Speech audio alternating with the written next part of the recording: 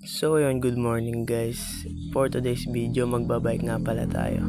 Ayan nga pala yung bike na gagamitin natin, tsaka yung motor. Lagay mo natin dito yung camera guys. Ayan, kumuha nga pala ako dyan ng pambomba kasi matagal na hindi nagagamit tong bike natin. Malambot na yung gulong niya sa pagkaka-stock. Bombahan muna natin yung harapang gulong guys. Ay sobrang lambot niya talaga nung piniga ko guys. Halos umabot sa rim yung kamay ko or yung daliri na pinampindot ko guys. Sa tagal nga pala ng guys ng bike na to, kinakalawang na rin halos yung fork niya sa harap or yung shock niya. Then hanapin natin yung andito, yung pito sa likod kasi bubombahan din natin. Kasi halos parehas silang malambot guys, harap likod na gulong.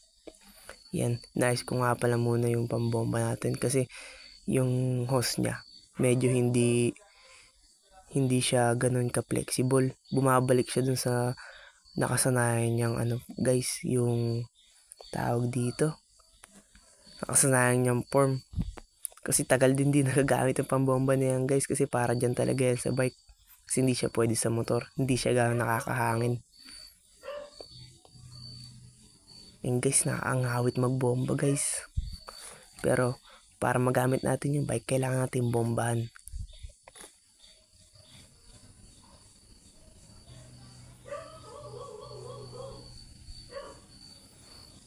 Kausap ko nga pala dyan guys yung pinsan ko.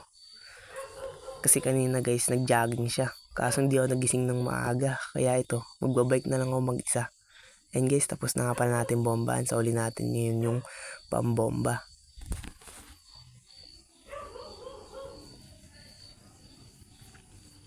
And guys, check muna natin yung mga preno. Okay pa naman yung mga preno natin guys, malakas pa. And guys, tara, samahan nyo ako mag-bike. Yo, peace sign muna. Yan guys, nakalis tayo sa bahay pero dyan pala yung paglabas ng gate. Di ko na na-video yung paglabas na sa mismong gate kasi sinara ko pa. Downhill section nga pala tayo guys kasi bundok dito sa amin.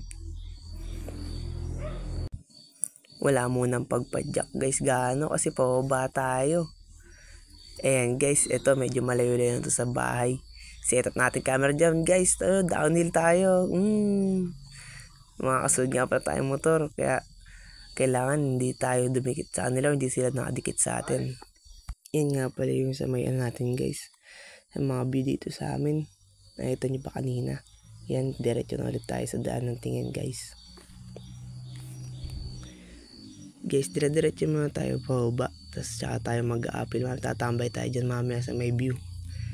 Eh, spalto na ulit yung daan sa atin guys. Masarap dito guys kasi hindi bako-bako yung daan. Hindi tulad sa iba guys. Kahit espalto na, may mga butas-butas pa. Ayan. Smile muna saglit. Then balik sa road. Focus lang tayo sa daan guys sa pagbabike. Always mag-iingat.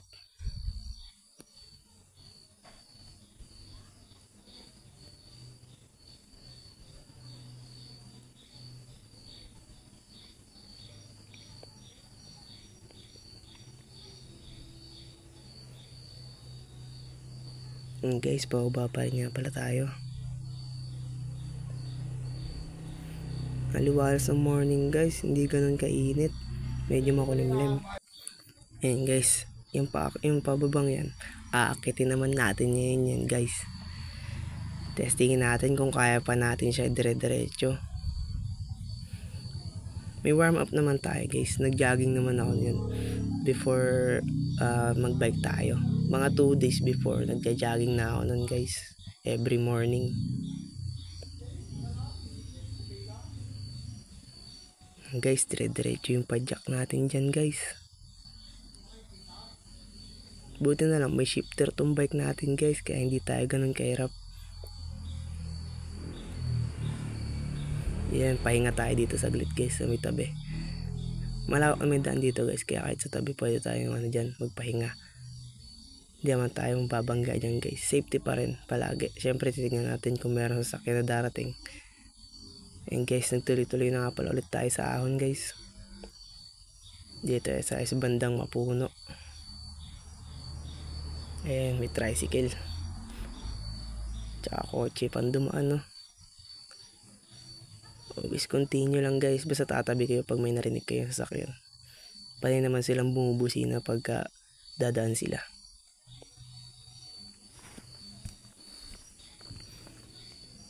Angas guys, naka-shades pa. Padyak lang mga tropa. Tuloy-tuloy lang kahit nihingal, control lang yung breath. Yan ay susi guys, pag control lang natin paghinga. Yan guys, balik tayo sa daan.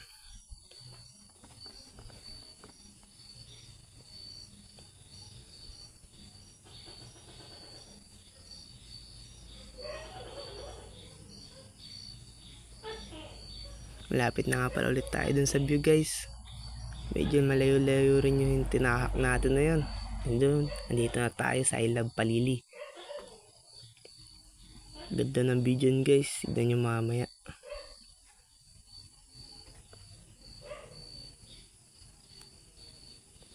Guys, set up na natin camera dyan. Tatambay muna tayo dun. Tamang paaraw ng saglit hanggat hindi sobrang tirik. Maganda rin kasi magpa-araw minsan guys, para minsan yung immune system natin mas mapalakas pa natin. Exercise lang guys, every week sa akin mga 2 to 3 times a week exercise tayo guys, kasi panay din tayo trabaho after school, kaya minsan hindi na tayo nakapag-exercise. Kaya ako minsan sinisingit ko siya 2 to 3 times a week.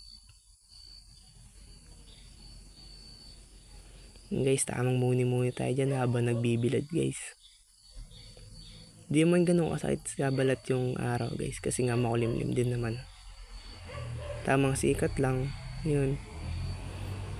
Tambay lang, yun nga palang guys yung pinagtatambayan natin yan. Mismong tabi na ng daan yan. Ito yung mismong daan yung may kulay dilaw sa gitna.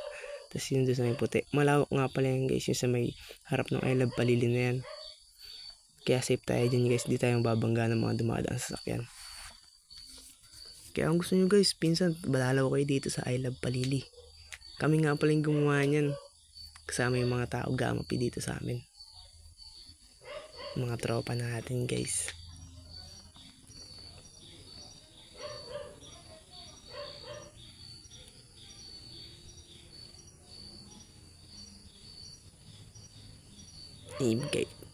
I-flex muna natin yung bike natin guys.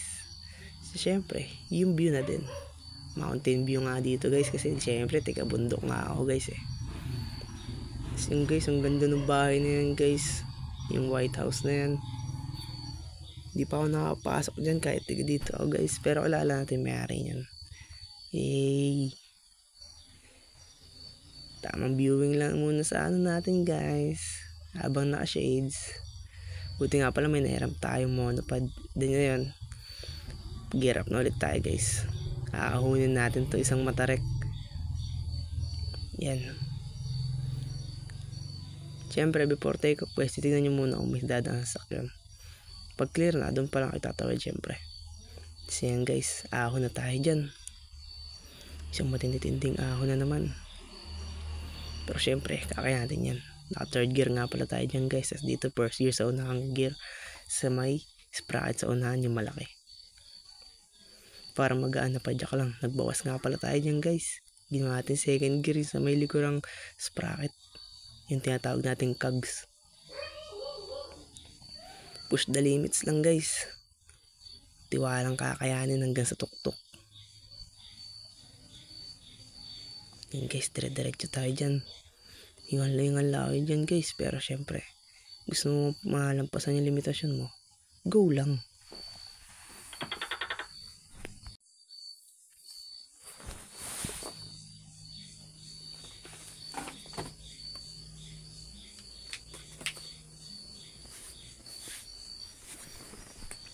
Guys, nasa tuktok na nga pala tayo guys. Tabi muna tayo dyan hanggat na lang sakyan guys. Pahinga na tayo saglit, tapos diretso na ulit tayo. Control down lang ulit natin yung hininga natin guys. Mahirap man umahon, pero tuloy lang guys, masaya naman. So ayan, Tuloy-tuloy na nga pala ulit tayo. May aso pa. Akala ko hahabol. Yan, malapit na ulit tayo sa bahay niyan guys.